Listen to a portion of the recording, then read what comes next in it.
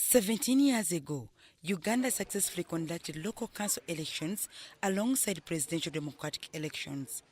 As a routine, elections for the local council office bearers were supposed to be held every 5 years. However, this arrangement hit a snag when the then opposition member of Forum for Democratic Change, FDC, Major Rubaramira Ruranga, challenged the legality of the then incumbent local councils following the introduction of the multi-party system. Accordingly, court upheld Major Rubaramira's request and nullified the local councils and ordered for fresh elections.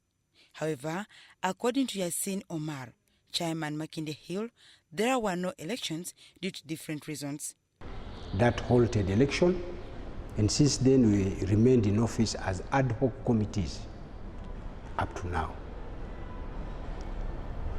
In the same judgment, court directed that local council elections be conducted under the multi-party system where LOC aspirants are supposed to belong to any political party of their choice. Those who will be elected tomorrow will form the court of the village.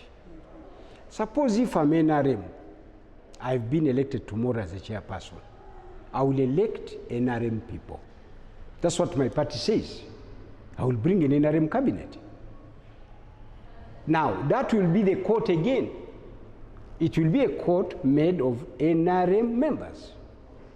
Now here come a case before me between somebody from another party who did not give me the vote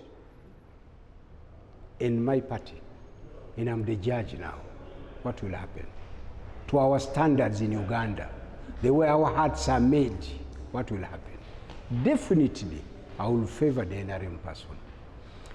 Now, as Ugandans go to polls this Tuesday, some stakeholders have mixed sentiments on the whole exercise. Yes, that at the village level, we should not have political party affiliation. At the village level, we should not line. Because even if the political party are not there, but lining alone creates enmity.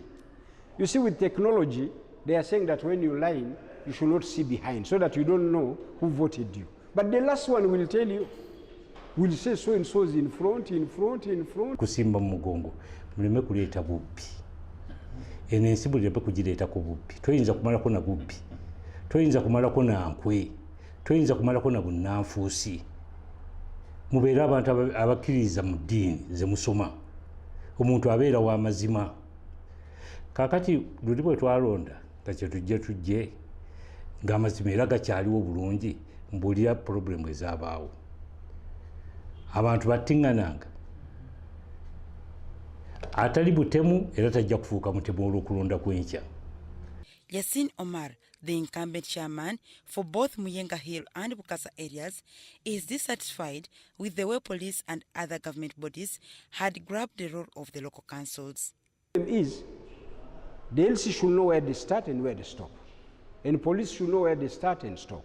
Police has been doing LC work because the LC were not functioning. So want now police to stop doing LC work. YASIN Omar disagrees with the government's arrangement to give local council chairpersons an allowance of only 10,000 shillings per month. Omar advises on the importance for government to enforce mandatory allocation of 20% of revenue collection of every village as per the legal narrative. We don't need the salary if this law is implemented. But if you give me 10,000 shillings per month, I will not even take that money. I will not take 10,000, even 100,000 shillings. For me, I will not take it. I don't need it. You see? But give us the money, which the law says, so that we'll mobilize people to pay taxes. Mulimu abali ready to serve their country. Mulimu abali ready okufuna sente. Kakati awo mixingira issues. Omuntu gwe mugenda okulonda, mwagala agenda afune sente. Oba mwagala abasavingi. Bwe mbeera mwagala kubasavinga, mwe mwennyini abamulonda musondedde sente mmeka. It is against this backdrop that YASIN Omar called on all those who will emerge successful in the Tuesday's race to study what laws concerning local council governance say for their own good. They must not be ignorant. They should learn the laws so that they know what they're supposed to do. That has been a problem. For example, police has been taking advantage because people don't know. Article 181, Sections 4 of the Constitution states that all local government councils' term of office should be renewed after every 5 years. However, with the pending Constitutional Court decision on the recently amended age limit case, local councils' term of office is uncertain. Dorcas Kimono, UBC News.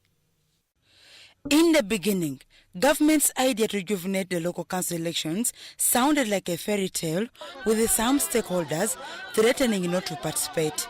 However, today's election has had a different story.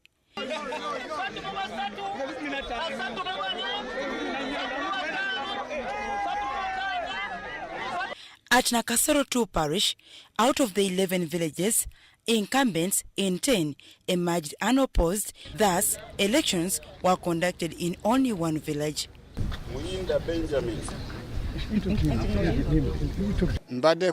Mbadde nga nsavinga bulungi era mbebaza nnyo okujja mu bungi era akalulu nkalina. Gwe nkubira abantu ab'ekitundu engeri yonna gye bakikozeemu tukkirize tulonde omuntu kubanga nze abange tebazze tebabawandiika abatono abazze era beebo bensuubira okunnonda. At Muno B village na Kivubo parish, Central Division, residents turned up in big numbers. However, fracas ensued when most of them were told that they were not registered voters and could not be counted. As it was prepared, most people here at Muno B village, Nachivuo parish, turned up to participate in this local council elections process. However, most of them were disappointed when they realized they were not in the register. They blame it on the Electoral Commission for not carrying out enough sensitization process. See at my background shouting are people who are residents of this place, but they have been refused to vote. Only that they did not register in the registry book, but they all have the IDs of Muno B. So what they're after is, if the Electoral Commission can give us like 2 weeks or a week for registration, then we are ready to line up according to the rules of the Electoral Commission. But we don't. Tebalimu abantu bangi government egenda negamba ekintu bo ne bayisulirayo gwa nagamba naye ate bwe kituuka ku nkola yennyini ate ne balyoka bakaayana. In Muyenga Hill, incumbent chairman YASIN Omar took the day following a landslide victory over his opponent. Office is a very strong office if you know how to use it. You see, you can see I have medals here. These are national medals. I got them because of the services we rendered at the village level. So that means we can even be recognized by the government and the president. So this is a sign that at the LC1 level you can do so many things. At Bukasa Katongole village, elections started late after the first voters register appeared not to be authentic. Out of the people that I had given the voter coupons, there were 128 voters. So the rest, again, did not.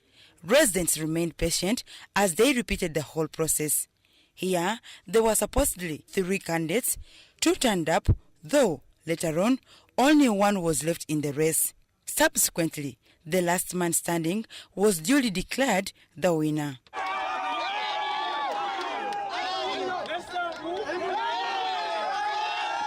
The Electoral Commission last held local council elections in 2001 as the subsequent phase was legally halted following the famous Rubaramira Ruranga legal suit in 2006.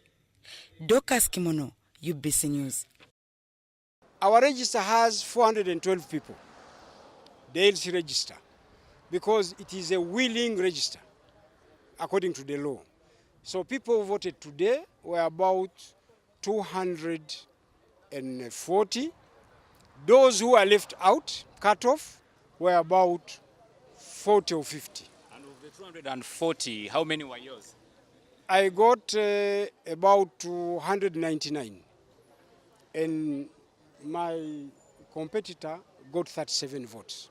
Okay. Yes. Now, going forward, because it has been a long time without the local councils, without these people being there legally. Now, going forward, what are those things that you're going to will be top on the agenda? Our program here in Muyenga is based on our project of the 3 zeros. 0 crime, 0 pothole, 0 darkness. These are the 3 things the people of Muyenga want. We want good roads. We want security. We want security of people and property. We want street lights. That is the manifesto I sold to the people. Yes. Basically, we're looking at an LC1 chairperson beyond just the stamp and the papers that you sign. For you, you want to look at security, streetlights. Is it in your mandate, really? Yes, of course. According to the KCA Act, a community can initiate any self-help project. You see, you can see the road is tarmacked. Even as you go now, you can see they are trying to maintain it. It's a matter of mobilizing and lobbying. You can use the LC1 office. It's a very strong office, if you know how to use it. You see, you can see I have medals here. These are national medals. I got them because of the services we rendered at the village level. So that means we can even be recognized by the government and the president. So this is a sign that at the LC1 level, you can do so many things. On top of that, we are a court. And this court can handle so many issues. We can handle trespass, we can handle assault, we can handle cultural divorce, we can handle malicious damage, we can handle children affair, we can handle contract, we can handle land matters. Of course, all this time the police was doing this because of the weakness of the LC system. But now, since we are now new clothes now, we hope the police will leave our job, we do it, so they also reduce their backlog. You see, they will have also peace because they are being overworking. Yes. We understand you are supposed to institute a committee you are supposed to work with as soon as you've been elected into office. Have you instituted that committee? It has been done. It has been done, and for us, we even wrote a letter. It is there given. The committee is full. We have a full committee, and the vice chairperson is here, Mr. Nsamba. You can see he's a youth. So we are looking at also transitional, approach. So the youth can also take over next time.